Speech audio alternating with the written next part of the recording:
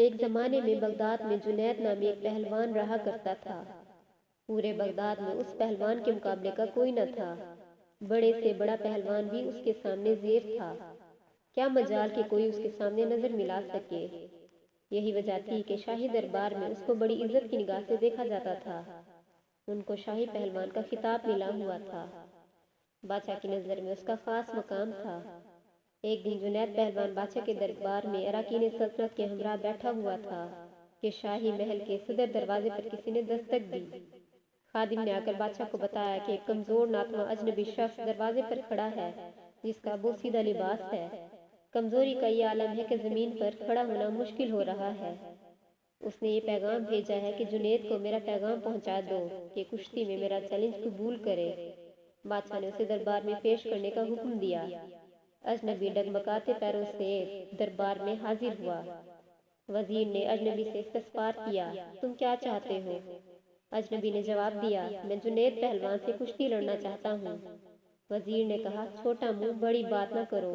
کیا تمہیں معلوم نہیں کہ جنید کا نام سن کر بڑے بڑے پہلوانوں کو پسینہ آ جاتا ہے؟ پورے شہر میں اس کے مقابلے کا کوئی نہیں، اور تم جیسے کمزور شخص کا جنید سے کشتی لڑنا تمہاری ہلاکت کا سبب بھی ہو سکتا ہے۔ اجنبی نے کہا کہ جنید پہلوان کی شہرت ہی مجھے کھینچ کر لائی ہے، اور میں آپ کو یہ ثابت کر کے دکھاؤں گا کہ جنید کو شکست دینا ممکن ہے۔ میں اپنا انجام جانتا ہوں۔ آپ اس بحث میں نہ پڑیں، بلکہ میرا چیلنج کو قبول کیا جائے۔ یہ تو آنے والا وقت بتائے گا کہ شکست کس کا مقدر ہوتی ہے۔ جنید پہلوان بڑی حیرت سے آنے والے اجنبی کی باتیں سن رہا تھا۔ بادشاہ نے کہا، اگر سمجھانے کے باوجود یہ باضد ہے تو اپنے انجام کا یہ خود ذمہ دار ہے، لہٰذا اس کا چیلنج قبول کر لیا جائے۔ بادشاہ کا حکم ہوا، اور کچھ ہی دیر بعد کشتی کی تاریخ اور مقام کا اعلان کر دیا گیا۔ پورے بغداد میں اس چیلنج کا تہلکہ مچ گیا۔ ہر شخص کی یہ خواہش تھی کہ اس مقابلے کو دیکھے۔ تاریخ یوں جوں قریب آتی گئی، لوگوں کا اشتیاق بڑھتا گیا۔ ان کا اشتیاق اس وجہ سے تھا کہ آج تک انہوں نے تنکے اور پہاڑ کا مقابلہ نہیں دیکھا تھا۔ دور دراز ملکوں سے بھی سیاح یہ مقابلہ دیکھنے کے لیے آنے لگے۔ جنید کے لیے یہ مقابلہ بہت پراسرار تھا، اور اس پر ایک انجانی سی ہیبت طاری ہونے لگی۔ انسانوں کا ٹھاٹھے مارتا سمندر شہر بغداد میں امڈ آیا تھا۔ جنید پہلوان کی ملک گیر شہرت کسی تعارف کی محتاج نہ تھی۔ اپنے وقت کا مانا ہوا پہلوان آج ایک کمزور اور ناتواں انسان کے مقابلے کے لیے میدان میں اتر رہا تھا۔ اکھاڑے کی اطراف لاکھوں انسانوں کا ہجوم موجود تھا۔ بادشاہ وقت اراکین سلطنت کے ہمراہ اپنی کرسیوں پر براجمان ہو چکے تھے۔ جنید پہلوان بھی بادشاہ کے ہمراہ آ گیا تھا۔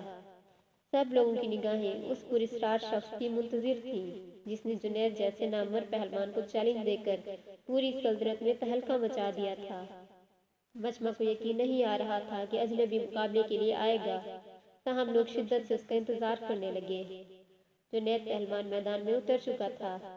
اس کے حامی لمحہ بلمحہ نعرے لگا کر حوصلہ بلند کر رہے تھے کہ اچانک وہ اجنبی لوگوں کی صفوں کو چیرتا ہوا اکھاڑے میں پہنچ گیا۔ ہر شخص اس کمزور اور ناتواں شخص کو دیکھ کر حیرت میں پڑ گیا کہ جو شخص جنید کے خون سے اٹھ جائے اس سے مقابلہ کرنا دانشمندی نہیں، لیکن اس کے باوجود سارا مجمع دھڑکتے دل کے ساتھ اس کشتی کو دیکھنے لگا۔ کشتی کا آغاز ہوا، دونوں آمنے سامنے ہوئے، ہاتھوں میں ہاتھ ڈالے گئے، پنجہ آزمائی شروع ہوئی۔ اس سے پہلے کہ جنید کوئی داؤ لگا کر اجنبی کو زیر کرتے، اجنبی نے آہستہ سے جنید کے کان میں کچھ سرگوشی کی۔ جنید کے چہرے کا رنگ متغیر ہو گیا۔ بہرحال کشتی کا آغاز ہوا۔ اجنبی شخص اور جنید پہلوان نے آپس میں پنجہ آزمائی شروع کر دی۔ کشتی لڑنے کا انداز جاری تھا۔ بوڑھے میں لگتا تھا کہ جوانی لوٹ آئی ہے۔ پینترے بدلے جا رہے تھے۔ داؤ پیچ کے مظاہرے جاری تھے۔ ہجوم کا جوش و خروش بڑھتا گیا۔ جنید داؤ کے جوہر دکھاتا تو مجمع نعروں سے گونج اٹھتا۔ دونوں باہم گتھم گتھا ہوئے۔ یکایک لوگوں کی پلکیں جھپکیں، دھڑکتے دل کے ساتھ آنکھیں کھلیں تو ایک ناقابل یقین منظر آنکھوں کے سامنے تھا۔ جنید چاروں شانے چت پڑا تھا، اور بوڑھا شخص سینے پر بیٹھے فتح کا پرچم بلند کر رہا تھا۔ پورے مجمع پر سکتہ طاری ہو چکا تھا۔ حیرت کا طلسم ٹوٹا، اور لوگوں نے ضعیف فاتح کو کندھوں پر اٹھا لیا۔ میدان کا فاتح لوگوں کے سروں پر سے گزر رہا تھا۔ ہر طرف انعام و اکرام کی بارش ہونے لگی۔ ضعیف فاتح پہلوان بیش بہا قیمتی انعامات لے کر اپنے مسکن کی طرف چل دیا۔ اس شکست سے جنید کا وقار لوگوں کے دلوں میں ختم ہو چکا تھا۔ ہر شخص انہیں حقارت سے دیکھتا گزر رہا تھا۔ زندگی بھر لوگوں کے دلوں پر سکہ جمانے والا آج انہی لوگوں کے طعنے سن رہا تھا۔ ضعیف پہلوان کو شاہی دربار سے مکمل انعام و اکرام ادا کر دیا گیا، تاہم بادشاہ وقت کو جنید کی بوڑھے سے شکست ہضم نہیں ہو رہی تھی۔ شاہ وقت نے جنید پہلوان کو بلا بھیجا اور شکست کے بارے میں استفسار کیا۔ جنید، تم نے ہمیں شرمندہ کر دیا، اپنے شاہی وقار اور عظمت کو پاش پاش کر دیا ہے۔ کیا تم بک گئے تھے؟ جنید بغدادی خاموش رہے۔ بادشاہ نے اونچی آواز میں سچ بولنے کا حکم دیا۔ جنید بغدادی نے شاہ سے دست بدست عرض کی، جناب والا، میں جرمانہ ادا کرنے کو تیار ہوں، مگر کچھ نہ پوچھے تو بہتر ہے۔ تاہم بادشاہ نے سختی سے حکم کیا، سب سچ بیان کیا جائے۔ جنید پہلوان نے عرض کی، ہاں حضور، میں جان بوجھ کر ہارا ہوں۔ یہ سچ ہے کہ اپنے شاہی وقار کو پاش پاش کیا ہے۔ مقابلے میں ہار کر جو بے عزتی کا سودا کیا ہے، اس کے سامنے بڑے بڑے رتبے ہیچ ہیں۔ آج سے پہلے اتنا قابل فخر سودا کبھی نہیں کیا۔ یہ تو بہت ہی سستا سودا کیا ہے کہ جس کا منافع شمار سے باہر ہے۔ مجھے اپنی ہار پر کوئی شرمندگی نہیں ہے۔ بادشاہ نے تفصیل سے تمام رودات سنانے کا حکم دیا۔ جنید گویا ہوئے کہ مقابلے سے قبل بوڑھے پہلوان نے میرے کان میں سرگوشی کے انداز میں کچھ کہا تھا، جس نے میرے اندر ایک زلزلہ برپا کر دیا تھا۔ اس نے میرے کان میں کہا تھا، اے جنید، میں کوئی پہلوان نہیں ہوں، زمانے کا ستایا ہوں، میں آل رسول صلی اللہ علیہ وسلم ہوں، سادات گھرانے سے میرا تعلق ہے۔ میرا ایک چھوٹا سا کنبہ کئی ہفتوں سے فاقوں میں مبتلا جنگل میں پڑا ہوا ہے۔ چھوٹے چھوٹے بچے شدت بھوک سے بے جان ہو چکے ہیں۔ خاندانی غیرت کسی سے دست سوال نہیں کرنے دیتی۔ رسول زادیوں کے جسم پر کپڑے پھٹے ہوئے ہیں۔ بڑی مشکل سے یہاں تک پہنچا ہوں۔ میں نے اس امید پر تمہیں کشتی کا چیلنج دیا ہے کہ تمہیں حضور اکرم صلی اللہ علیہ وسلم کے گھرانے سے عقیدت ہے۔ آج خاندان نبوت کی لاج رکھ لیجئے۔ میں وعدہ کرتا ہوں کہ آج اگر تم نے میری لاج رکھی تو کل میدان محشر میں اپنے نانا جان سے عرض کر کے فتح و کامرانی کا تاج تمہارے سر پر رکھواؤں گا۔ تمہاری ملکی شہرت اور اعزاز کی قربانی خاندان نبوت کے سوکھے ہوئے چہروں کی شادابی کے لیے کافی ہوگی۔ تمہاری یہ قربانی کبھی بھی ضائع نہیں ہونے دی جائے گی۔ اجنبی شخص کے چند جملے میرے جگر میں اتر گئے، میرا دل گھائل اور آنکھیں اشکبار ہو گئیں۔ سید زادے کی اس پیشکش کو فوراً قبول کر لیا اور اپنی عالمگیر شہرت، عزت و عظمت آل رسول صلی اللہ علیہ وسلم پر قربان کرنے میں ایک لمحے کی تاخیر نہ کی۔ فوراً فیصلہ کر لیا کہ اس سے بڑھ کر میری عزت و ناموس کا اور کون سا موقع ہو سکتا ہے کہ دنیا کی اس محدود عزت کو خاندان نبوت کی اڑتی ہوئی خاک پر قربان کر دوں۔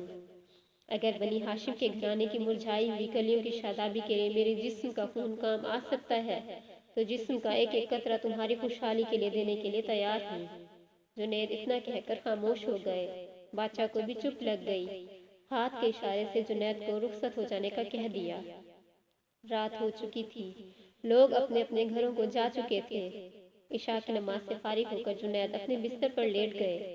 اس کے کانوں میں سید زادے کے وہ الفاظ بار بار گونجتے رہے، آج میں وعدہ کرتا ہوں اگر تم نے میری لاج رکھی تو کل میدان حشر میں اپنے نانا جان سے عرض کر کے فتح و کامرانی کا تاج تمہارے سر پر رکھواؤں گا۔ جنید سوچتا رہا، کیا واقعی ایسا ہوگا؟ کیا مجھے یہ شرف حاصل ہوگا کہ حضور سرور کونین حضرت محمد صلی اللہ علیہ وسلم کے ہاتھوں سے یہ تاج میں پہنوں؟ نہیں نہیں، میں گناہگار اس قابل کہاں؟ لیکن خاندان نبوت کے شہزادے نے مجھ سے وعدہ کیا ہے، آل رسول کا وعدہ غلط نہیں ہو سکتا۔ یہ سوچتے سوچتے جنید نیند کی آغوش میں پہنچ چکا تھا۔ نیند میں پہنچتے ہی دنیا کے حجابات نگاہوں کے سامنے سے اٹھ چکے تھے۔ ایک حسین خواب نگاہوں کے سامنے تھا اور گنبد خضرا نگاہوں کے سامنے جلوہ گر ہوا، جس سے ہر سمت روشنی بکھرنے لگی۔ ایک نورانی ہستی جلوہ فرما ہوئی، جن کے حسن و جمال سے جنید کی آنکھیں خیرہ ہو گئیں۔ دل کیف سرور میں ڈوب گیا۔ جنید سمجھ گئے کہ یہ تو میرے آقا کریم ہیں جن کا میں کلمہ پڑھتا ہوں۔ فوراً قدموں سے لپٹ گئے۔ حضور اکرم صلی اللہ علیہ وسلم نے فرمایا، اے جنید، اٹھو، قیامت سے پہلے اپنی قسمت کی سرفرازی کا نظارہ کرو۔ نبی زادوں کے ناموس کے لیے شکست کی ذلتوں کا انعام قیامت تک قرض رکھا نہیں جائے گا۔ सर उठाओ, तुम्हारे लिए फतह व करामत की दस्तार लेकर आया हूँ। आज से तुम्हें इरफान व तकर्रुब के सबसे ऊंचे मकाम पर फाइज किया जाता है। तुम्हें औलिया कराम की सरवरी का एहसास मुबारक हो। इन कलमात के बाद हुजूर सरवर कौनैन हजरत मोहम्मद सल्लल्लाहु अलैहि वसल्लम ने जुनैद पहलवान को सीने से लगाया और इस मौका पर हुजूर सल्लल्लाहु अलैहि वसल्लम ने हालत ख्वाब में जुनैद को क्या कुछ अता किया, इसका अंदाजा लगाना मुश्किल है। इतना अंदाजा जरूर लगाया जा सकता है कि जब जुनैद नींद से बेदार हुए तो सारी कायनात चमकते हुए आईने की तरह उनकी निगाहों में समा चुकी थी। हर एक के दिल जुनैद के कदमों पर निसार हो चुके थे। बादशाह वक्त ने अपना कीमती ताज सर से उतार कर उनके कदमों में रख दिया था।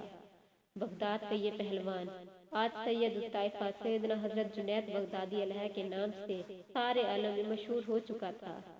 सारी कायनात के दिल उनके लिए झुक गए थे।